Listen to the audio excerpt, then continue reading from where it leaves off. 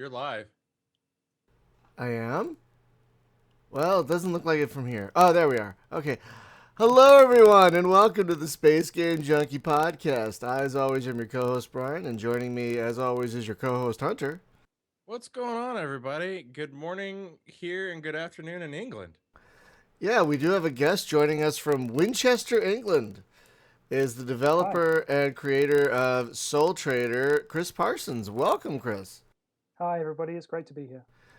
Yeah, thank you for joining us. My brain is melting. You've been on the show, I believe, one other time before this, That's right. Yeah, I've been but there before. yeah, and I think at that point the Kickstarter was wrapping up. Uh, Yeah, I'm trying to remember when it was. It It was was at a least little while back. a year and a half ago, I think, and so the Okay. game was very different. Like Yeah, I think it was just a space part. yeah. In fact, to be honest, the game has been completely rewritten since that point. I don't think there's a line of code from that build that actually made it into the final release. Oh my So I rewrote god. the whole thing in 18 months. It was a big job, but it was worth it. Oh my God, you were okay. Well, we'll get to that. So, Yeah. for folks who maybe don't know what Soul Trader is or haven't played it or whatnot, could you give like the elevator pitch as to what Soul Sure. Yeah. Trader is? Yeah. So Soul Trader is a game that's all about people. Ultimately, it's all about people and relationships. So a lot of people, when they come to look at it first time, they say, "Oh, it's a space game. I can fly around. I can travel between planets. I can maybe do missions. I could trade goods. I could maybe do some mining, that kind of thing." And all of those gameplay elements are definitely there. But what's interesting about it is the way that you do that. So everything that happens in the game happens through the different AI characters that the game creates. So these characters have 200 years worth of procedural history and society behind them, which means that they all have parents, uncles, aunts, grandparents, dodgy relatives, girlfriends, boyfriends, enemies, friends. And you have to kind of interact and get to know all these different characters in order to trade and mine and run missions. So it's all about the people and the relationships. That's the focus of the game. And I want to talk about how all that works because yeah, when you load up a game, you actually watch it create all these relationships and all these people. Like you watch it create your all these people, and then you get to choose your parents. Which wouldn't that be nice if that's how it actually worked? Sure. But you get to choose your parents, and the stuff that their parents can be is all over the place. And I kind of love how like you've factored in like you can have parents that have had you as part of an affair, Yeah, that's right. which I think is kind of hilarious. I've never actually done that, but I kind of interested to Yeah. see if that It causes isn't like it strife. isn't very pretty, I have to say. The game that was almost a glorious accident because I added the ability to have affairs into the game, and then suddenly these guys were popping up as eligible parents for you to be born, the family to be born. I was like, oh wow, that's interesting. Wonder what happens there, and then it usually goes pear shaped. It depends if they get caught, and unfortunately, if they have a baby, that the chances of that are higher. So it tends to kind of wreak havoc on both sets of families. It's kind of interesting to watch and quite sad in some ways. You sometimes see into the whole kind of mix. So yeah, it's interesting. That was an interesting kind of emergent gameplay feature. Yeah, Huh. because I almost took a set of parents that had an affair, but I couldn't bring myself to do them. Like that just sounds so sad. I want to give this Yeah, avatar of mine a good upbringing, you know. yeah, Yeah, But I because haven't. you could end up being like a Ramsey Bolton if you're from an affair, and then you're just some evil, corrupt child who's trying to take over yeah. everything. And Yeah, that's pretty much what happens. So the what happens to your character feeds into your stats, which then feeds into what happens. So what can happen is that if your character takes hits to certain stats because people find out about stuff, and therefore you get depressed or whatever, then you can turn to a life of crime or whatever. It's kind of interesting to see what happens to characters when that happens. nice. Yeah, I kind of love how that's an option. Like every time I play a game, it's always like an extension of myself. So I have a hard time like joining the Dark Brotherhood and stuff like that Yeah, because like sure, I want to be sure. a goody goody. Uh, so when I saw that you can like go to a small crime family and do jobs for them, it's like no, I Yeah, can't bring myself to do it. But I love that that's an option. Now, could you like get wrapped up in like a crime syndicate family type thing? Is that a possibility? absolutely. Yeah, yeah. So it's quite possible to be born into a family of criminals and pretty much run missions for them all your life. I'm not sure how Space long that life would be. Goodfellas. Yeah, it's entirely possible because the game is all based around that network of relationships. Those kind of stories just kind of pop out of the game. Nice. Now I'd love to talk about how those relationships were built. Like, how does the engine build all these interpersonal relate? Because that is basically, yes, there's space flight and stuff, but when you get down to it, like you said, this game is about managing relationships with other people. And so, how does the game put all that together? Like, how does it Sure. cross all the T's and dot all the I's? Like that's So just watching it. I'm sorry, just watching it in the initial stages of the game where you're choosing your parents and you're making your choices as to how your life goes out. Just watching all these people come together is just fascinating. yeah, I mean, I think there's a lot of depth in there that people haven't seen yet. So the about that we're able to show on the screen at once is probably it's a bit like an iceberg. There's a tiny fraction of what's actually going on under the hood on display sometimes, and part of what I'm still doing to the game. It's been released, but something I'm still working on is making that information more and more visible, so that people can see kind of more about the kind of underlying mechanics. But the way it works is fundamentally it uses a concept from psychology that I borrowed called proxemics, which is the idea of personal space. So it's like a part of psychology. So every character keeps an ordered list of all the people in its life, and the people at the top of the list are kind of like their most intimate friends, or maybe a couple or whatever. And then outside that they have maybe 3 or 4 personal friends, like close friends. And then on the outside of that they have social kind of social relationships, and on that they have the people they know. So that goes up to about 25 people. Now, the interesting thing is if somebody pops in as a personal friend, that automatically means that somebody else pops off the list because it's an ordered list, which means that they suddenly become less close to someone. Because of that, you can only have a finite limit of friends. You can't have everyone in the world as your personal friend. So that constraint kind of drives all of the different relationships that happen. And what happens is that if you fall too far down the list with, say, your spouse, then you've got a divorce on your hands, for example. So you end up with parents that neglect their children. They're traveling a lot with work. They meet a lot of different people. The children pop down the list, and then children get upset and resentful at them, and then that drives other events. So that kind of list of relationships, ordered from top to bottom, is in terms of closeness, is how the fundamentals of the relationship system works. Yeah, that's freaking crazy. Because the amount of people you run into in this game is just amazing, and it's like amazing. Like, you got missions. The missions that drive me the most crazy, I'm going to be honest with you, are the ones where I had to find a friend of someone. Yeah. Oh Yeah. my Some people love god. those, though. Some people love those because it's time to play detective, right? It is, but at the same time, it's like you have to find all like that one random person on that one bar and that one moon that will point you in the right direction. It's like but I love that's what it takes. I love that's what it That takes. is absolutely true. I'm working on ways of making that slightly less, I don't know, painful, I guess. So one of the things that I'm adding to the game really soon, I'm just in the middle of reworking the whole conversation system. There's a whole new conversation engine that is out on closed beta at the moment, and it's pretty cool. I'm excited to be able to talk about it in a minute if you're interested. But the way Absolutely. that works is you'll be able to ask someone, "Do you know this person?" Or more crucially, "Do you know somebody who knows them?" So were they mentioned in conversation? So you can try and find people who are kind of connected via a second degree almost. Which in this game you say there are a lot of people. There are about 1,000 to 1,500 people alive at any one time. But given the kind of laws of separation, 6 degrees of separation, you should be able to find someone who's kind of knows someone who knows someone.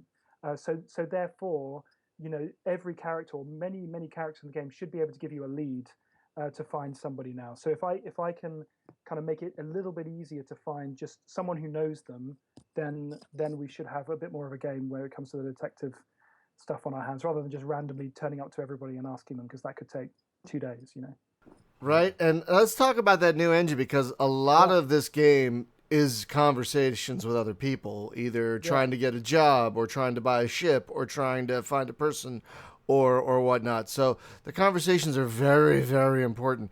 And it's kind of fascinating to see how much I love the patience meter. That's one thing I love is kind of how you measure how open they'll be to talk to you, is how much patience they have for you. And some people think you're great and have tons of patience for you, and some people think you're a total dick and have no patience for you. So let's talk about, if you could, the new conversation system, and then let's talk about how patience works. Sure, yeah. So patience has been merged with the relationship stat or relationship opinion, and it Oh, worked really well as a kind of constraint. But what we were finding is that if given enough time, you can, and enough patience of your own to kind of work with a character, you could pretty much buff yourself in their estimation to like 100% in every stat. And that didn't seem very realistic. The idea that you can kind of boast about your exploits until you kind of got to the point where they thought you were pretty much God on Earth.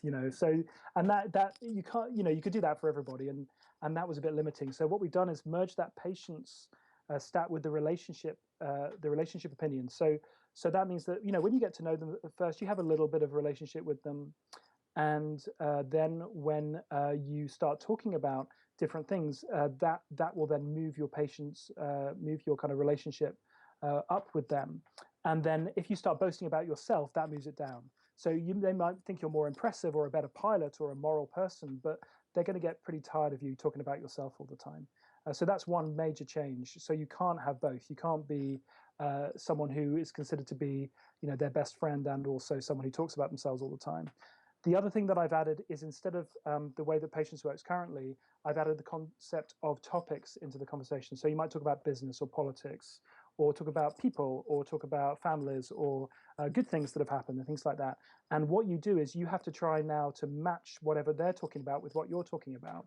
So a little bit like a match three game, where you add, you say something and it adds a couple of topics into the mix, and then they say a couple of things and that adds a couple more topics. If you can match what they're saying, then that gives you a bonus. So it allows you to talk for longer and they'll like you more. And basically, when your kind of bar fills up, when you haven't been able to match as many things, the conversation's over, you've run out of time. So that kind of gives you a bit more of a game, kind of choosing the right thing to say to give them the right opinion of you, but also not to kind of screw it up so that you're talking about random stuff and they're just like, what? Who is this guy? He's talking nonsense.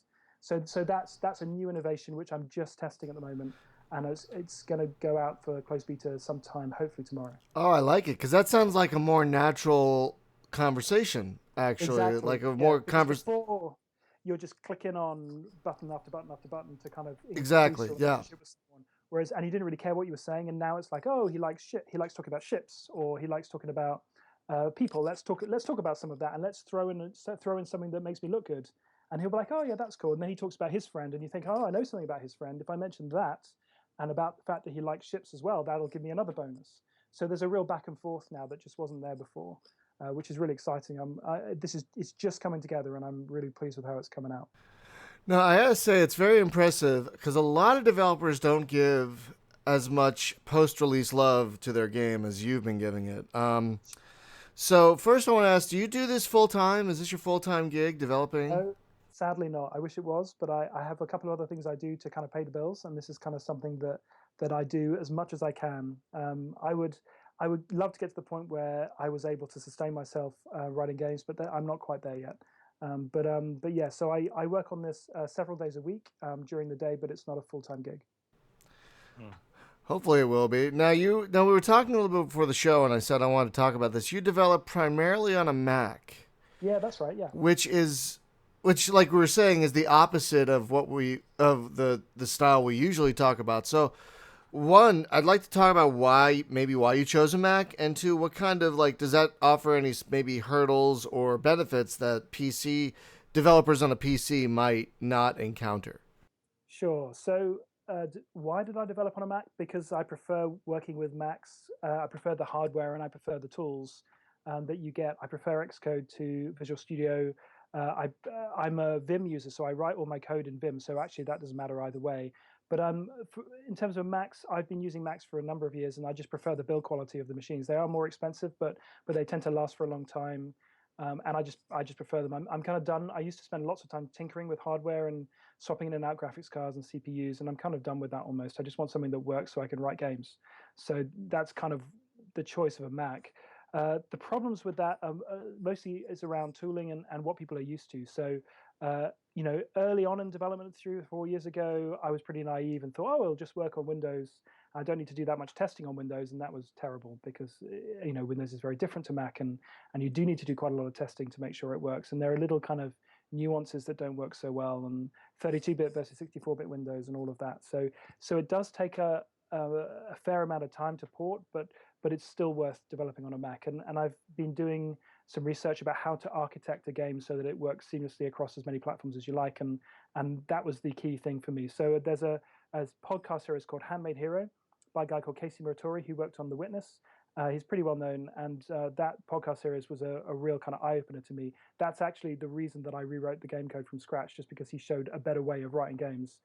Which, if you're going to write your own engine, that's the way to do it. So I went for that and pretty much rewrote the game progressively over about 6 months. So pulled out the internals and replaced them. It's interesting. Our other co-host Jim often talks about the Handmade Hero guy and how he's been impressed with just that whole like, here, I'm just going to show you how to do it. So that's really cool. Yeah. If you've got a spare 300-400 hours, I'd highly recommend it. but it is literally that long. You have to. What I do, because I'm a coder anyway. I don't need to follow along everything he says. I just need to get a general sense of what he's working on. I do the dishes and I put it on in the background. And kind of listen along, and because he's saying, oh yeah, I'm going to refactor this system and make it to that system. I don't need to always see what he's typing, but I get to kind of get a sense of what he's up to, and that kind of gives me some architecture stuff. Go ahead. I was going to say, have you ever thought about doing your own kind of like Handmade Hero stuff, or would you ever consider maybe because I know they have the live coding website now, similar to Twitch or YouTube. There's actually like a live coding site. Have you ever thought about doing any of that yourself? Yeah, I'd love to do that. I did do some live streaming a little while back, and got a little bit of a following, but it's a real kind of prioritization difficulty, because I really wanted to ship a game, and in order to kind of go into the live streaming and do that more, I found that I was getting more into the kind of the streaming as a thing rather than the actual writing the game, and the game was suffering because of it. So I actually needed just to focus on one thing and get the game done. I think now that the game is out and I'm still working on it, but it's less of a kind of pressure for a deadline. I consider it a bit more. But to be honest, I'm not sure I would be able to put something out there the same kind of quality as Casey's done, but I'd certainly be interested in looking into it. I've thought about maybe writing a book about game development as well, perhaps some an introductory one in JavaScript or something. So those kind of ideas of teaching and training and something that's in the back of my mind, certainly. No, that sounds fascinating. So wait, you built the engine for this, the whole engine? Yeah, the whole engine from scratch in C. And OpenGL, I'm using OpenGL, and I'm using SDL for the kind of cross-platform bits and pieces, but everything else is written in C. Oh my God. Yeah, I mean, it's pretty, I mean, given the amount of data you're clearly juggling in this thing with all the relationships, it runs really well. Yeah. Thank you. Yeah, it was a bit of an effort to make that happen, but because it's in raw C and you don't have to worry about an engine getting in the way, you can just optimize like crazy. You can really kind of go hard at the stuff that is slow. Now, it is a kind of annoying. Sometimes it'd be nice just to have a GUI that's functional. I don't have to go write my own animation system for it. But in some ways that's fun. I enjoy that stuff. So it keeps me motivated. Having to write code that does fade and transition effects and things like that. But yeah, it's something that when you write to the metal, you can optimize. You can really go after the thing. When you're with an engine, at some point you just can't do anymore. It just kind of stops, and you're at the engine level of the engine. I mean, sometimes you have the source code, but it's just hard to get into the kind of metal of it. Whereas if you'd written the entire thing from scratch, you have the option. You know how it works. You might have forgotten, but at least you can go and figure out what you did and go and fix it. And you also have no one else to blame. If a subsystem is slow, you're the guy who wrote it. You have to go fix it. Now, we've talked about a lot of the interpersonal stuff, but let's talk about more of the space simmy stuff that more people are used to.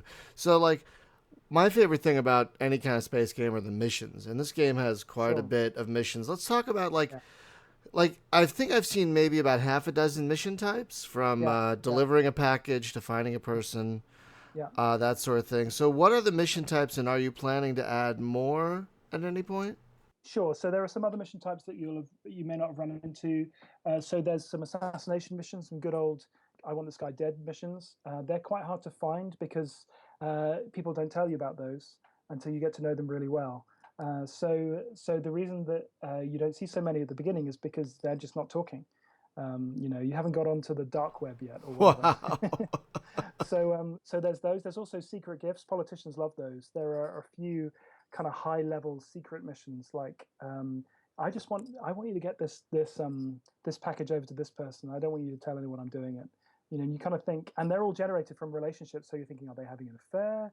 Is this like some kind of dodgy deal that's going on? You just don't know. But if it gets out, and you can tell people, then it goes badly for those people. So there's that whole kind of that element there, but they're kind of hidden, so you don't tend to see them.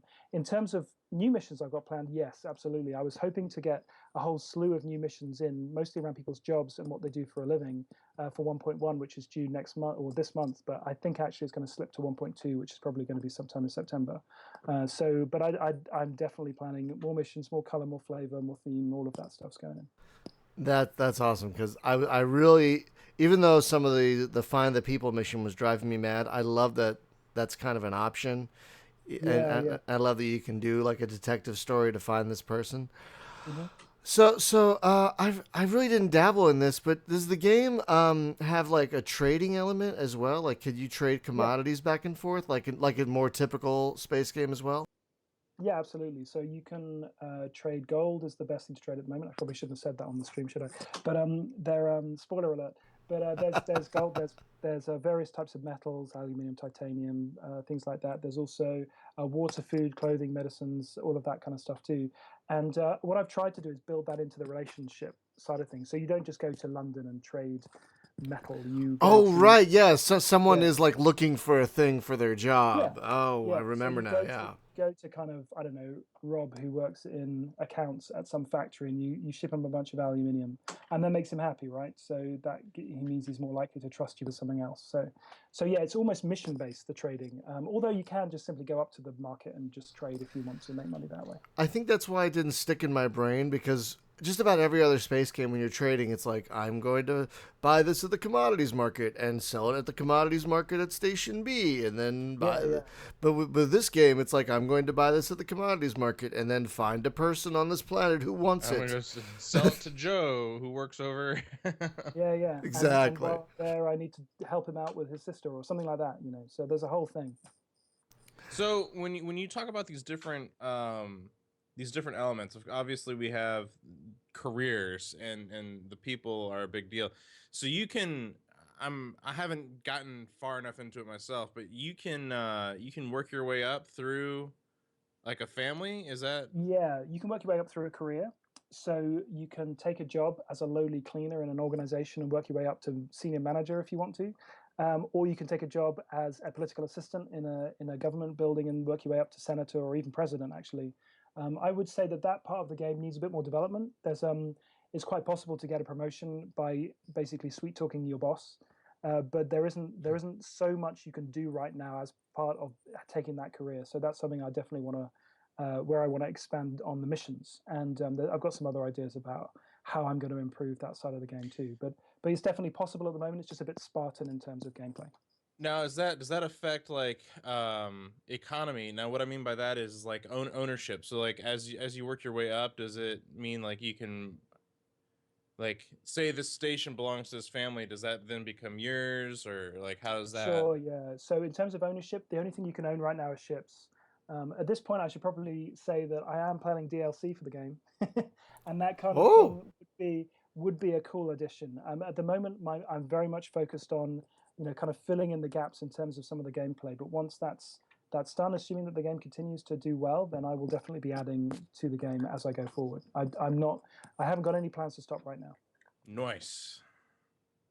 so wait. So now that you've let the cat out of the bag with the DLC, what is going to be part of this DLC? Now that you've mentioned it, we got to talk about it. So I have some ideas. I don't have any vague plans yet. Sorry, I don't have any concrete plans yet. I have some vague ideas. But things around ownership is one of those things I'd love to explore. So I'm going to talk very high level, if that's okay.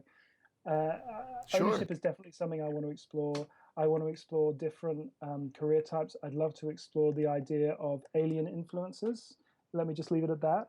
But there is definitely an extraterrestrial component in the game that has not yet been realized.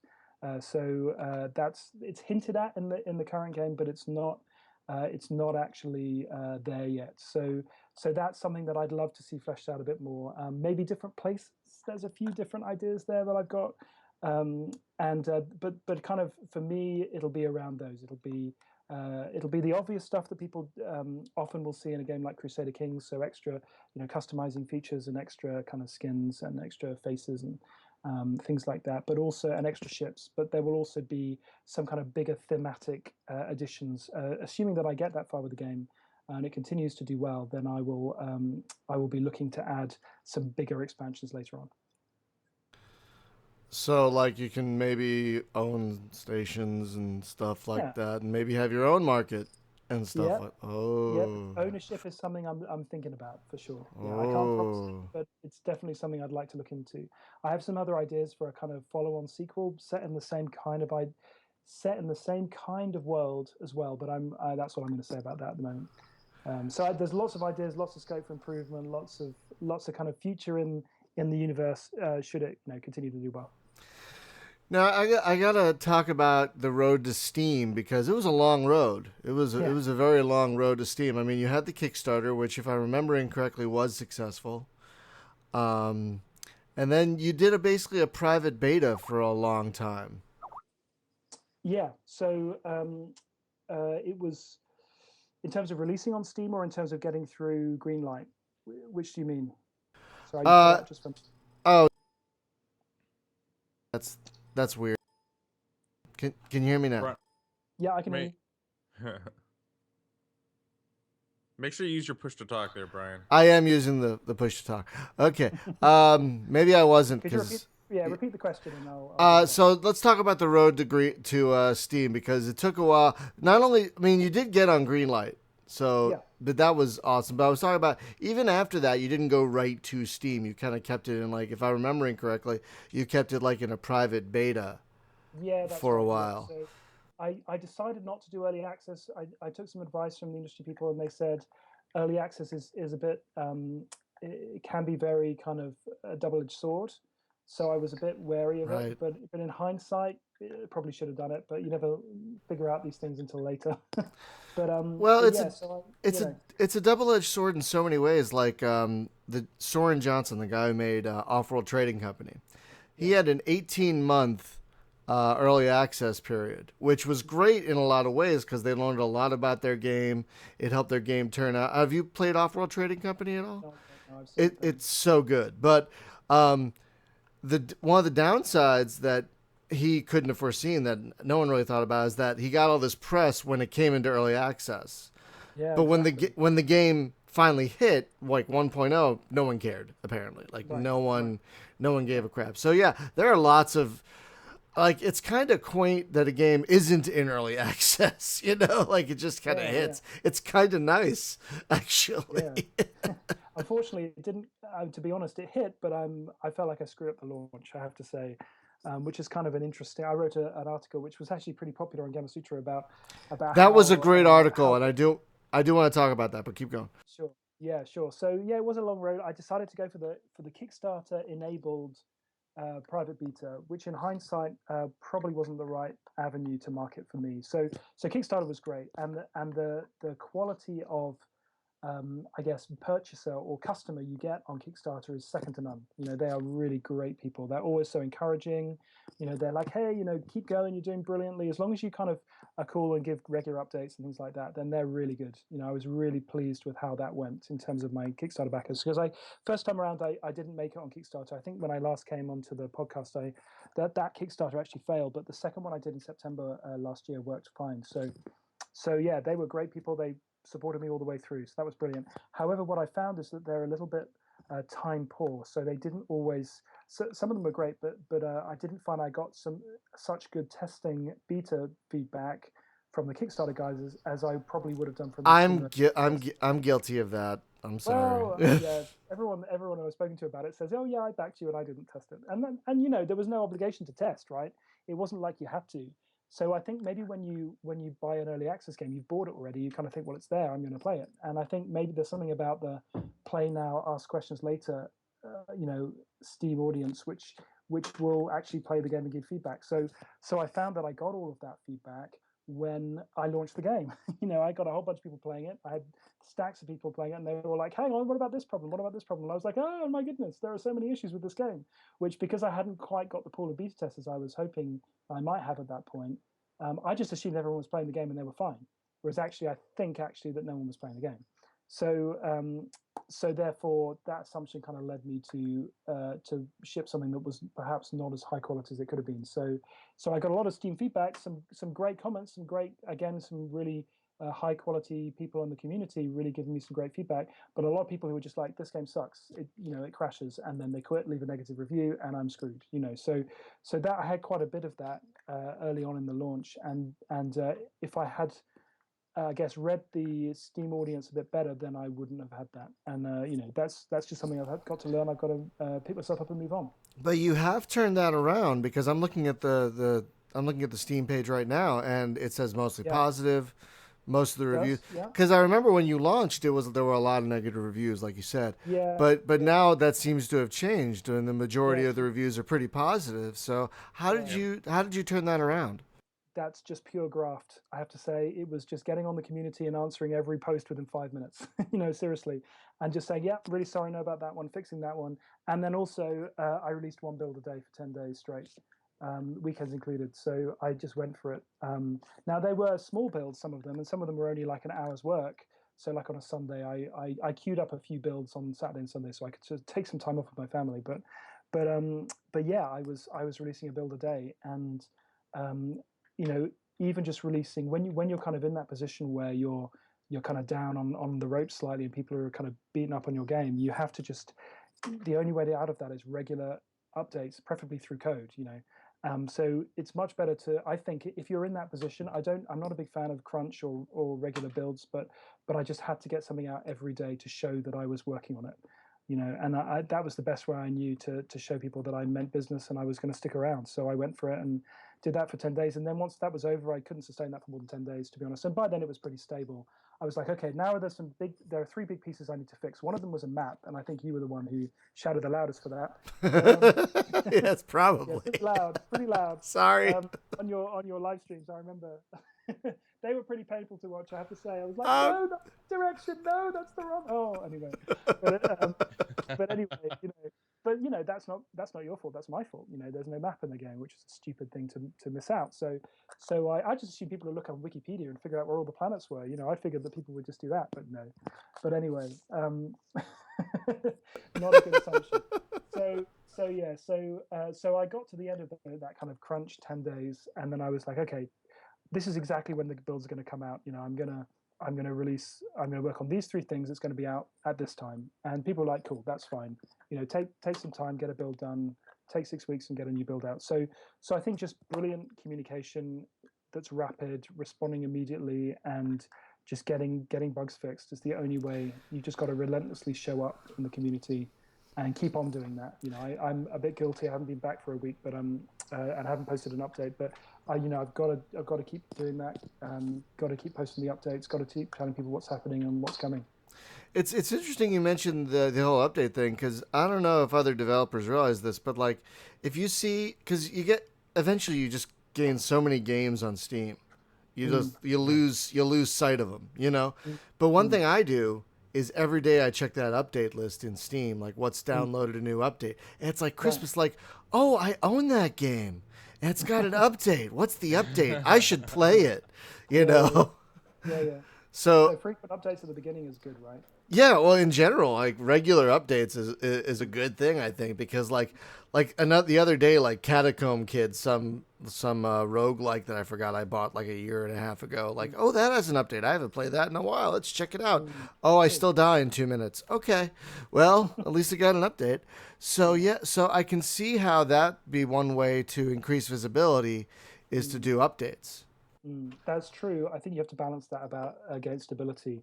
So with my updates, it was purely bug fixing. Right. You don't want to do like a tiny itty bitty like 2 minutes. Because then you lose people just stop looking. People say, oh yeah, it's updated again. It must have had loads of bugs, So there's a kind of sense where the next update will be a big one. That'll happen. I was hoping it would be in July, But I think it's because I'm on holiday. I need to take some time out with my family. So I'm not gonna release and then go away. I think that would be a mistake. So I'm gonna release the day I come back, I think. Well, one of the great things you've been doing, and I think a lot of people appreciate this, I think it's one of the ways you turned the reviews around, is that you've been very transparent. Like that article you mentioned that you wrote about your launch. You've been very transparent about, look, I want to get this out, but I gotta have some time with my family, so it might be a little bit delayed. Like that is. It's like a lot of developers don't seem to get that kind of transparency is insanely important in maintaining a positive relationship with your community and your buyers and your fans and whatnot. And you've been doing, I gotta say, you've been doing a very good job of maintaining that transparency. Yeah, it's so important, I think. Otherwise, people don't know what you're doing. They assume you're off with their money doing something fun. Exactly. And you've got a full product, and that's no good. So that's not good for people. So, and ultimately, if I don't say, hey, I'm taking 2 weeks out now, I'm not doing anything on this game for 2 weeks, people appreciate that because I think that they know that otherwise I'm just going to crash and burn. I'm not going to be able to sustain this now. Exactly. Like people say, he needs 2 weeks, but he needs some sleep. He needs time with his with his family. Never mind. Well, if they do, then they're idiots, right? Yeah, that's not the kind of people you want to talk to. Yeah, exactly. That's just not fair on people. So yeah, I mean, it's I'm in here for the long haul. I want to keep working on this game. If I work 3 months straight without a day off, then I'm not gonna be working on it for very long, and people aren't gonna get the game that they want. So, it's the only way to do it is at a sustainable pace. And again, I think a lot of developers kind of don't get that because I see some developers that they'll barely post anything. Like they'll barely post any kind of news. They won't be on their Steam forums very much, and people get frustrated. And I see people like you that respond regularly to the questions, that are very open about the challenges they face and about what they want to do, and people really respond well to that. It seems like such a simple thing. It's time consuming and exhausting, I'm sure. But that's the offset. I mean, that's the cost. I mean, it's essential. I think you can't avoid it, but a lot of people just want to be coding and want to be developing. But ultimately, if you neglect your community and you work, 2 months solidly on your game, and you go, hey, by the way, I did something cool, no one cares anymore, right? Exactly. So you can't do that because they're already annoyed. They're not gonna come around at that point. Whereas if you spend the time telling them what's happening and keep on talking, even if you have to say, look, I'm sorry, it's gonna be a bit later. Just telling people, that's all you need to do. Yeah, you're fine. Yeah, exactly. That's what I noticed. A lot of coders are great with making games and coding and fixing, but they're not so great with marketing and community outreach. Yeah, sure. And it's tough. Even with my blog, sometimes I see something on even with my blog, sometimes I'll see a comment or a post on the forum and be like, I don't feel like talking today. Yeah. I'm just gonna let that slide till tomorrow. Yeah. It's challenging, but you got to do it. You got to keep going, right? Unless you are on a scheduled break, you got to keep doing it. Yeah, that's like when I set up, just to say on my site, when I set up a calendar to tell people, hey, this is what I'm going to be doing, this is what I'm going to be doing, people really seem to appreciate that because they can see at a glance, this is what's coming up, this is what's happening. It makes things, so yeah, that transparency is just so key. And it just amazes me how so many developers, yourself included, clearly miss that key. So kudos to you for being so transparent with because that's, I think, one of the big reasons big ways you turned the Steam story around. Yeah, absolutely. And I intend to continue turning that around, to continue getting momentum for sure. Yeah, because I mean, you have a decent let's be honest, space games are a niche, a very contained niche, and this game is is a niche within a niche. For sure, I get that. But the fact that you have a decent amount of reviews and Steam Spy says a decent amount of sales is very encouraging. Yeah. So I obviously can't talk about sales. I'm not allowed to, but of course. But, I think that there is room for expansion in the sales, but I think that I'm pleased with where we've got to so far. And I'm determined to keep working at it and keep making it a success.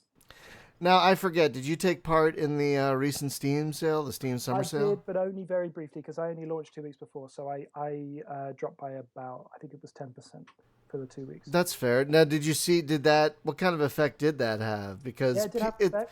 It is fascinating how how sales get people, like, I'll be honest, I bought a bunch of stuff on the sale that I wouldn't have otherwise.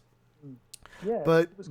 oh, it was good, yeah, because it's interesting. Even 10%, people are like, "Ooh, that's the Yeah, lowest price it's ever been." I'm gonna. Yeah, I'm I not broke I too broke my skeptical. promise to myself and bought one thing on the sale. Oh, okay. What'd you What? buy? I'm pretty sure it was the Satellite Rain game. Oh, right, yeah, because they just released co-op. Well they released they had the beta before they did the co-op, so and I was doing the beta multiplayer stuff, which is, to be honest with you, a lot of fun. So Cool. Yeah, we'll have to get anyway, in on that at some point because I just kind of got it, in the monthly humble bundle. Nice. Um, yeah, I bought a bunch of stuff that I was not intending, but like, hey, this Roman game looks kind of awesome. Hey, it's more than 50% off. It's never been this cheap. What? It's kind of interesting how psychologically the sale gets in your it'll never brain. be on sale Yeah. again. I just know it. I know they're gonna run out of copies. They're clearly Yeah. they have a limited supply. They're gonna run out. I have to get Yeah, this. yeah. I think my favorite model or pricing model for any game is something like Crusader Kings too. So the way that the Jesus, paradox of right? it, yeah, that for me is like the nirvana of where I want to get to, because what they've done is, I saw that game and I saw, oh wow, look at that, it's only £9.74 or whatever it is in the UK, and like $14, and I was like, wow, that's so much cheaper than the list price. I'm definitely buying that. But then you need this other DLC and this other DLC, and then you're like, before you know it, you spent the same amount of money, I know. and I and plus that game is awesome. So I've clocked, I don't know how many hours on Steam, over 100 on that game. So it's and a lot of the ideas from Soul Trader came from playing that game. So it's a um, great game. I'm still wrapping my head around it, but yeah, they know people like me, like, oh, it's not fully complete unless I have all the DLC, huh? All yeah, right, I'll buy this new one. The Cossacks, sure, whatever. Yeah, I'll get it. Because it's amazing how they do that. Like, mm, because one thing I have to, because DLC is kind of weird. Like mm, some things you have DLC which is purely cosmetic, and yeah, some ways you have DLC that actually like adds a ship or a race or, but then I love how the way Paradox is doing it. They have honest to goodness expansion packs, yeah, right, absolutely. which is like the old way, the old school way to do it, which I prefer. Like, Mm. have you seen Endless Legend? The I have seen it. I've not played it. Oh, it's great, but that's what Amplitude is doing. Is they have like two or three, or the same with Age of Wonders 3. They have like these clear expansion packs rather than just a race here or some art Sure. here. And the thing with Crusader Kings though is they're burning it at both ends, because not only do they have these expansion packs, they have some new music or some new Yeah, art, yeah, exactly. which So I it will works for everyone, right? exactly. I will never buy the art for Crusader Kings, but I buy all of the expansion packs Yeah, because. right, right. Yeah, But exactly. it's interesting how they get both types of people. Yeah, and the base game is so cheap. It's always on sale. You can always pick it up quite cheaply, but that's the hook. Yeah, That's that the that fee. that is yeah, that's the First free. one's for free. That's the first one that's for free. And yeah, the first game, like you can get it. It's on sale. Same with Europa Universalis. It's on sale all the Yeah, time. yeah, And then you look, it's like, oh my god, all this DLC. yeah. Oh my god, it's not as bad as like Train Simulator. Have you seen the deal? Oh my god. Like I could spend $3,000 on DLC and get every train in the Yeah. world. What was it that came out on they launched on Steam like all of their DLC like all at once one day, and it was just like you had to scroll through. I feel like What? it was that Disney Infinity game. They like Yes. launched all their DLC on Yes. the same day, and you had to scroll through like 3 pages of DLC or like stuff just to find Yeah, like 267 DLC items for Train Simulator. How But much people fun! buy it. That's the amazing thing. Oh my goodness, So many people buy that stuff. It's amazing. for everything. That's well, insane. people don't have room for large train sets anymore, so That's Yeah, true. That's why it's so appealing. Like if I was a multimillionaire, I'd probably get all that stuff because I love trains. yeah, I right. probably would. I love trains. I when Microsoft Train Simulator came out back in the day, that was like the first one of the big Yeah, ones. It was like, woo! Oh my yeah, god, this is so exciting. sure. Awesome. Oh my god. So you're planning DLC. Are you planning any kind of, so is this DLC like more traditional DLC, or is it actually like an honest to goodness expansion pack? It'll be both. So Oh, initially, probably it'll be the easy stuff because that's just easy to get out there. So it'll be extra ships and extra missions and things like that, mission packs. But that stuff is very modular. You can plug that stuff in. It's also very easy to mod in your own, which is quite cool. But the expansions, I mentioned ownership. I mentioned aliens. I mentioned maybe other places. So those are the kind of more expansion end of things that I want to look at. But that probably won't be for several months. I need to get what I'm doing done first, and finish off filling in some of the gaps in the gameplay, and then we'll be ready to go. With all the social interaction that you've got going on in this game, I'm gonna pull Jim's card out of the deck and say this game's better than Elite. I like it because the thing I didn't like about Elite, and Elite's just a breathtaking game, and one of my friends is really heavily involved in the industry in that game. So I'm willing it on, and I love the graphics. I love the fact that you can fly into a space station and land at your little kind of dock with the little tower, and I just love all of that. I just think that's so immersive. But the thing that I found I felt that I wanted to do in that game was not scroll through menus. I wanted to talk to real people. I want to talk to people with their past, and that's really where the inspiration for this came from. Is like, actually from Frontier Elite 2, when I saw that random graphic of some person up there, I was like, who is that person, and why do I care? right. So this is that game. That's the idea. I don't know if you've played it recently, but they're kind of working in that direction with their new mission system. Played the recent mission system then. Oh, the new mission system, you're actually talking to a person who gives you a job to do. And it's true. There is that new feature, but I still feel that there's a lack of like interest there. They've made it. They're making it better, and I do love Elite because it is a beautiful game and it is a great space flying sim. Yeah. But there is still, and we know some people too that hang out in our Slack chat that are actually part of the development team with that as well. But it's just one of those things where I see a game as fleshed out with like its interactions with all the other characters, and I think to myself, wow, it's better than Elite. Oh, thanks. So I'm looking to add more of those interactions. Something I haven't mentioned, that I've mentioned kind of half of the updates to the conversation system that are coming really soon, which is the kind of the I go you go kind of style of bringing up topics and patience modifications. The other thing that I'm adding is stats based checks to conversations. So I have one test one in there, which is challenging someone to an arm wrestle in a bar. Basically, that's my test. You're going all. Oh, what was that Sylvester Stallone movie? Over the Top. You're going all over the top on this. Yeah, slightly. Yeah, I'm gonna have it up slightly. That's amazing. My model is kind of Star Wars, really. So this game takes its cues in terms of it takes it's not that serious. It takes its cues from kind of larger than life characters. Kind of shooting each other in bars. Who shot first? All of that. It's that kind of thing. It's slightly caricatured. And that's something that's in there. It's so basically it checks to see whether or not, first it does a wisdom check to make sure that the other character is actually up for this, and if they're not, then they immediately think you're an idiot. But if they do it, and then it's basic classic strength v strength, and then if you win, they think you're cool basically. And that's like a test one I've got in there. But I have about 15 on my list of extra interactions like that, and those are just the ones I thought of straight away. So there's a whole bunch of other stuff coming in terms of kind of stats-based interactions. And also the other piece to that, which is coming probably 1.2, is improvement of stats through missions, which kind of feeds back into the game through that. So those kind of bits where the gameplay's been a little bit missing is definitely going to be fixed and improved. Oh, so you're adding more of like a more traditional role-playing type of... Yeah, I think so. I think I kind of realized that this game, at its heart, is kind of an RPG, really. It's definitely an element. It's not a JRPG, it's not a classic RPG, but there is definitely an RPG-like element to it. I didn't really want to get into the whole XP and levels, but I wanted to be able to improve yourself. I mean, that's part of what you want to do in the game. I wanted to be able to allow players to create the best character as well as just buy the best ship.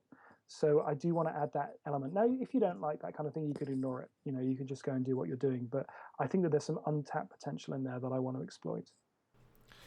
That sounds like super. I never thought the game was missing like pieces. Well, except maybe the map. But I never thought the game was missing like other pieces. Like it felt so complete already. But to find that you're going to be adding like stat based stuff like that just makes it even more fleshed out and more fascinating. Yeah, it's going to be awesome. I don't feel like it's finished yet. Now I've had the feedback from the original. I was like with some glaring stuff in 1.0 that wasn't there. I'm just like, actually, no, this isn't done yet. I want to get this done. So, at some point I'll be happy with it, and then I'll be done. But that's not yet. Well, Very nice. it seems like a good bunch of people are happy with it because people are playing it right now. I'm seeing on Steam, which is awesome. Yeah, that's true. That's true. I mean, there's always someone playing it, and there's always someone giving feedback, which is great. And I have some extremely helpful beta testers on the community who have just been amazing. Like I've got a couple of guys who will just take a build and check every aspect of it and play through an entire game. Whenever I send a build, one guy will just be like, oh yeah, I'll just play through a whole new game with this build. He's clocked more hours on Steam than I have. I mean, obviously my hours don't get tracked in the same way, but he's just done a stack of work on it, and that's been really, really helpful. Speaking of Steam, I wanted to ask you kind of a side question. You mentioned earlier that you can queue up builds. Yeah. Can you do that on Steam? You could like queue up builds? So no, so that's not quite what I meant. So Sorry. Okay. when I was queuing up changes, what that meant was that I have a build system, which when I push new code to the server, what happens is that it downloads it from GitHub and it basically builds it for all three platforms. So builds it for Windows, Mac, and Linux. I have a Linux laptop which belongs to my son, which is he kind of doesn't know it, but it's also one of the build slaves for the game. So that goes and builds the Linux version. And then I have a Mac Mini, which builds the Mac version, and a Windows PC, which builds the Windows version. And they all get run via Jenkins, which is like a build coordination system. And then that automatically uploads to a preview branch on Steam. So those people who have the beta password on Steam can get that build straight away. Now that's entirely automatic. So when I said I queued up builds, what I mean is that I have one out for what people are testing in preview. I have another set of changes that are being built, and I have another set of changes on my laptop that just need to be pushed up. I haven't quite done with yet. So when I said I had a builds for the weekend, what I meant is that the build that went out on Friday was like 3 builds old, and then there was one coming that I was going to release on the Saturday, and then I logged in briefly Sunday morning just to push another one live, and that was it. Okay. So it's more just kind of there was constant changes streaming up from the server. Now I don't normally work like that. Normally I work on like a development version, which I usually have in pieces, sort of metaphorically, and it's all kind of, it needs a lot of testing and there are crashes in it and that. And then I have a stable version which I fix bugs on, and then they are handled slightly differently. But yeah, so Steam just allows you to push a new build out, and it also allows you to set a branch. I hope I'm not breaking any NDAs here, but it allows you to set one of those builds as a beta version and one as a kind of live version. So you can, so basically you can choose which build goes out to which people. It allows you to send some builds off to just test with a small group. I think you have the password actually, and other people who like have the public bought copy, they get a build once all the bugs have gone. Okay, because it's interesting that when we talk to developers, we like seem to learn a little bit more about how the back end of Steam works for developers, because there's a lot we still don't know about how that works. Yeah, sure. So in very broad terms, because one of the rules about Steam is that you don't talk about how Steam works. The rules of Steam is you don't talk about Steam. Yeah, pretty much. Yeah, the first rule of Steam Club is you don't talk about Steam Club. Unfortunately, that is actually true. But that's why developers are a little bit cagey, because they're like, I don't want to be kicked off Steam. That would be a disaster. But anyway, the way that it basically works is that you send a build to Steam, and you can mark it as either with a label basically, and you can set a password for a particular label. So if I give you a password for a particular label, you'll get that build, and you can set that to be any build you like that you've uploaded. So what I tend to do is I tend to upload a new build, and then people who have got the password set on their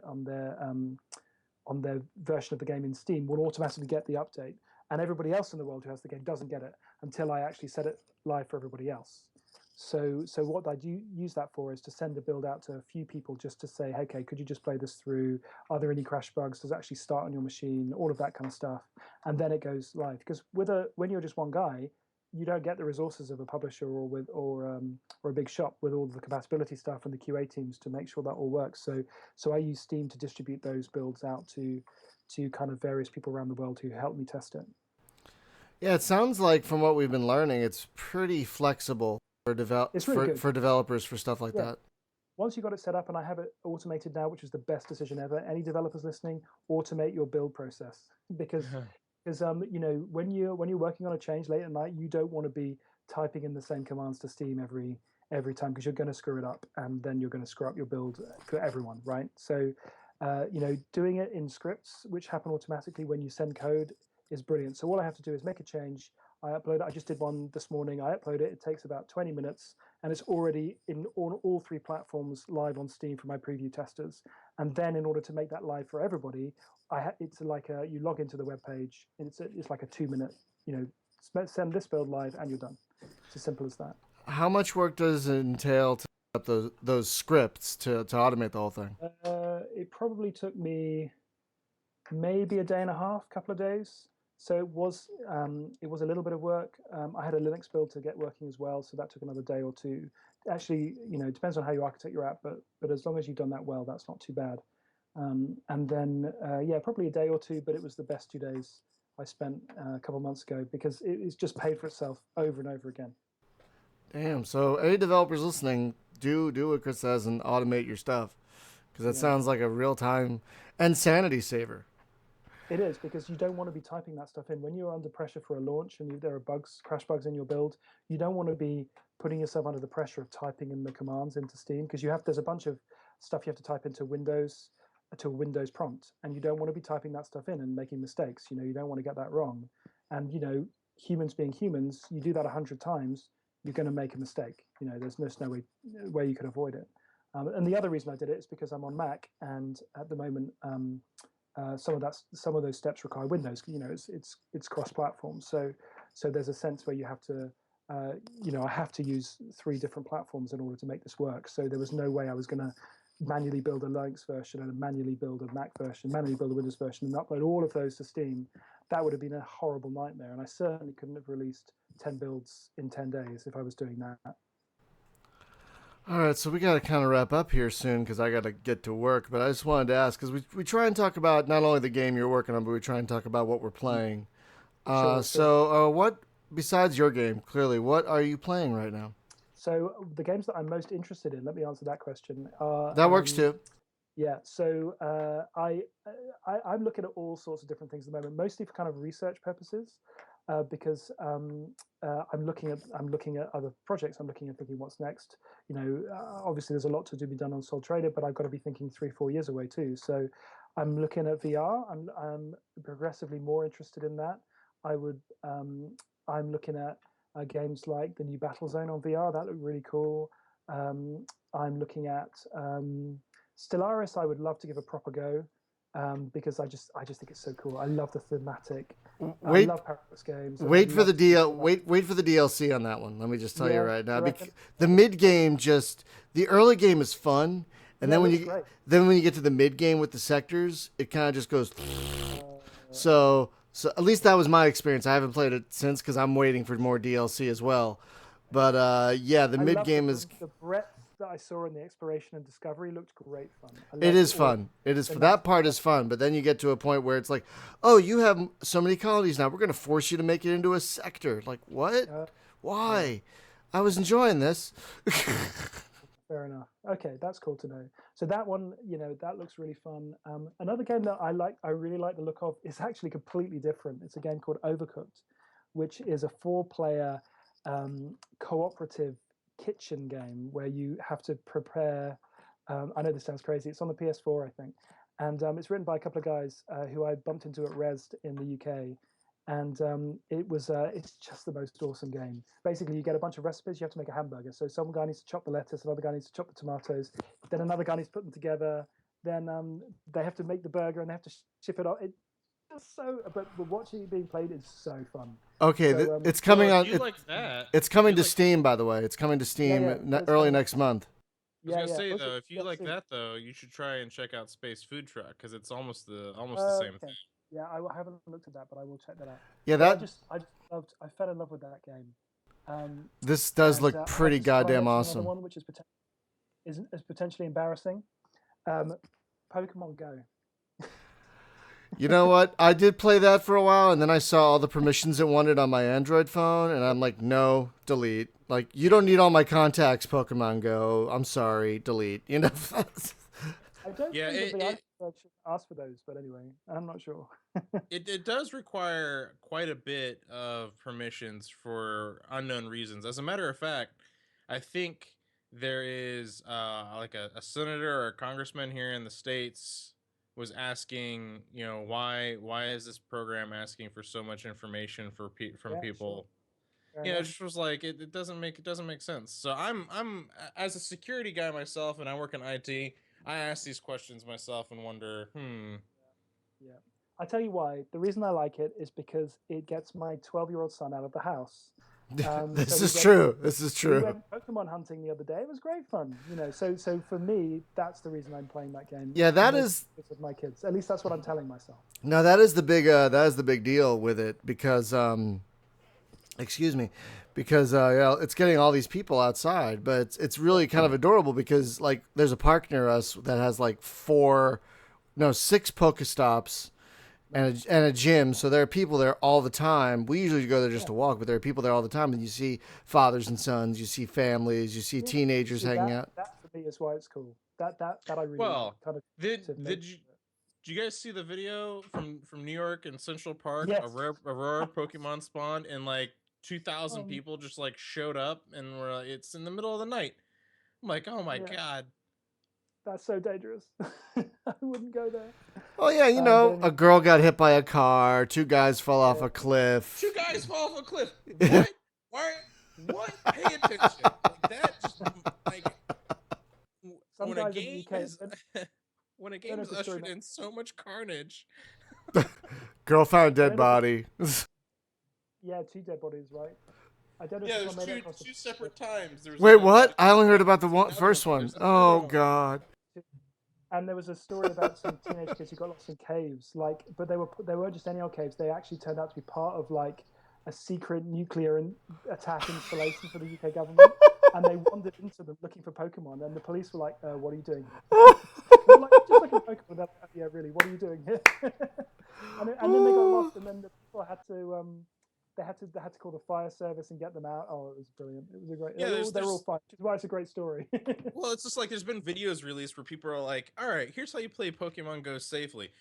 When there's a no trespassing sign, that Yeah, right. literally means no trespassing. Yeah, yeah. Stay out of it. I don't Yeah. care if there's a rare Pokemon over Yeah, there. people are used to seeing those in Fallout 4, and they think, "Oh, it's fine." We just walk over those, right? Because it's an interesting social phenomenon which fascinates me. Because I mean, Soul Trade is all about relationships, right? I'm fascinated by sociology and those kind of ideas and getting people to game together. So yeah, that's what I'm interested in right now. What about you, Hunter? What are you playing? Well, I took it upon myself because I was thinking about a lot of games that are out right now and games that I already have. Because, as you know, Brian, and I know, we have quite the extensive backlog of games. It's a collection. It's not a Right. backlog. It's a Well, collection. it's both. It's both, right? So I've got tons of physical copies of games, and I've got thousands Yeah. of games on Steam, GOG, Origin, UPlay. I mean, you name it. I've got games everywhere. So I decided to go through my backlog, and I thought to myself, what's a game that I've had for a very long time that I've been meaning to play that I'd really just sit down, install it, and play it, and that was Star Trek Elite Force 2. Okay. So that's the one that I'm playing right now. I've actually never beaten it. I beat the first one and the expansion. I rather enjoyed it. It's made with a version of the Quake engine from the early 2000s, and as a few games were, as a matter of fact, some of the like the Star Wars, the Jedi Knight games from then were, I think, also made with a similar engine. Yeah. It was a very robust engine. You could like a lot of developers used Quake it, 300 was great. Yeah, and I so remember. I've been really enjoying going back through. I streamed a little bit on Saturday, some of the early part of the missions for Elite Force 2, and so I'm gonna keep playing through that. Hopefully in a stream format, because I'd really like to document my experience with it, and hopefully finish it. I'd really like to finish it. I actually as cheesy as it is, because it is very showing of its time from when it was made, not just because of the engine, but some of the dialogue and just kind of how it is. It does have voice actors though from like Patrick Stewart, so he reprises his role as Captain Picard, and so I've my one right now that I'm actually really enjoying is Elite Force 2. So We should what see about, if, though, I'm saying we should see if we can get that working in multiplayer and do a Thursday thing with it. yeah, and here's the other cool thing that I really liked about the Elite Force games, especially back when I was playing the first one, is the modding community came out with several really great mods that you could play with the game, and they weren't really like necessarily multiplayer mods or skin mods or anything like that. They were actually like map mods of ships that you could just go load up in like a multiplayer thing and just like explore the ship in like full scale versions of some Federation ship that you could actually just go through and explore and wander around and check out the holodeck and check out this. And even when I was playing Elite Force 2, I got lost. They're like, go here, and I was like, all right. And I was actually looking at the map, and it's like, you are here like on a ship panel, and it tells you where you are, and I'm like, all right, so if I go this way and then take a left, that should get me to the armory or wherever it is. And I'm like, that's not where the armory is at. I got lost. And it was it was a fun experience. I actually was rather enjoying, because they actually build these big ship decks and stuff like that. So Yeah, if I recall, that's one of the big selling points of Elite Force 2 is that, like, I think it's an entire Intrepid class ship is modeled in there. no, well, the first one, it was the Intrepid class. The Oh, new one, okay. you're actually on the Enterprise E. Oh, okay. But it's like a lot of it. It's like quite a bit of it, maybe the whole thing. So yeah, Good chunk, a good chunk, I yeah. I installed it the other day because you did. I hadn't really played it much. I got it on eBay finally, and like I was really happy that it just installed. It's just Yeah, you know. surprisingly, I finally upgraded to Windows 10, unfortunately, and I installed it and I was like, wow, this works right out of the box. How old is this game? And I it's like, know exactly. Like pretty good. so many older games, it's like okay, I gotta install it, set compatibility to whatever, blah blah Download a blah, patch, not like a download. community patch, Yeah, exactly. But this is like boom. Oh, and by the way, apparently one of our old podcast guests, Chris Stockman, worked on it. We're gonna have him Who back. knew? We're Yeah, gonna who have. knew? We should just make that Elite Force 2 week. Like we'll have him on the podcast on Tuesday, then we'll play it on Thursday. Why not? Why not? Finally, for me, I guess I got a couple of Ageod war games. I don't know if you've heard of Ageod. They make kind of unusual subject matter war games, like the Russian Revolution, for example. And so I got a couple of those because they were really cheap on the Steam sale, but their tutorials were just garbage, like absolute garbage. So someone's like, no, if you play this other game that has a better tutorial called Rise of Prussia, which I got in a bundle, you'll kind of get it. So I played that and Birth of America 2, Wars in America. So good, so hard. Like so hard, but so good. But so I guess you can say that about a lot of things.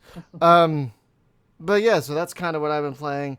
And Soviet Monsters Ectroplans came out. I'm gonna start playing that soon. That's that kind of management sim game with those Soviet air skimmer things. You know what I'm talking about? It just came out, so I'm gonna be playing that. So there's a lot of good stuff to play right now, besides Soul Trader. But Soul Trader is also a good one. Yes, yes, Hunter. I actually had another one. I forgot that I was dabbling in for a little bit, which was Empyrean Galactic Survival, and it's a survival crafting game similar to Minecraft, Space Engineers, that genre of game. But they've recently overhauled, recently within the past 6 months, sometime they overhauled their system, and I've picked it up and I started playing and I got involved in a little community in there. They definitely have some interesting mechanics going on, and one thing that I was actually really surprised by was is their implementation of NPC spawn sites. So like you can actually go and explore these planets and they'll have like a crashed derelict ship or they'll have like a pirate base, and it's got full on NPCs that you'll have to like fight off, and then you can go and like take over the base, and it becomes like little fun objectives that you can actually go and do. So there's a massive PvE element that I've yet to really see with something like Space Engineers, for example. Interesting. All right, well, we gotta wrap this up. So, folks, next week, just a real quick on the podcast, we are bringing back our friend Joe Mastriani from the Upper Memory Block podcast to talk about classic legacy gaming computing hardware. Like, for example, because of him, I just got a Roland MT32, you know, that old thing. So we're going to be talking about all kinds of stuff like sound blasters. I just got 2 Voodoo 2 cards because I'm planning on building a legacy PC. Wow. I know, right? SLI, baby. Voodoo 2 SLI, like the actual. I'm so excited. It's gonna be like a Windows 98 SE machine plus a couple of other OSs I'm planning out. So yeah, we're gonna be talking about that, and we're back at our regular time of 5:30 Pacific next week. And Thursday, for the streaming, it looks like right now in the poll, RimWorld is winning by a landslide right now. I voted for it. Yeah, I've never actually played it. Apparently, it's very crazy and very scary, so I'm looking forward to that. So, Chris, I want to thank you so much for taking the time to join us. You are welcome. On what I'm sure is a busy day working on Soul Trader. Guys, again, the game is Soul Trader. It's on Steam right now for $19.99 American. It is an amazing game of relationship management. It's got spaceflight, it's got combat, it's got all that stuff, but the core of it is managing relationships, and it's just fascinating to see how that all works. So you should definitely check it out. Chris, I want to thank you for coming on again and talking to us about your game, and we'll definitely have to have you back once you reach some more milestones. Sure. Yeah. Some more DLC. DLC expansions. All that stuff. Yeah. We'll definitely have to have you back. So, folks, thank you so much for listening. Hunter, thank you for being able to join me. I hope your wife is okay with the gallbladder thing. Yeah, she's doing good. Good, just good. Recovering. Right, but yeah, that's a little loopy. Is she on painkillers and stuff? Yeah. Codone. Oh no. But folks, thank you so much for listening, and we will see you next week. Have a good one. Bye bye.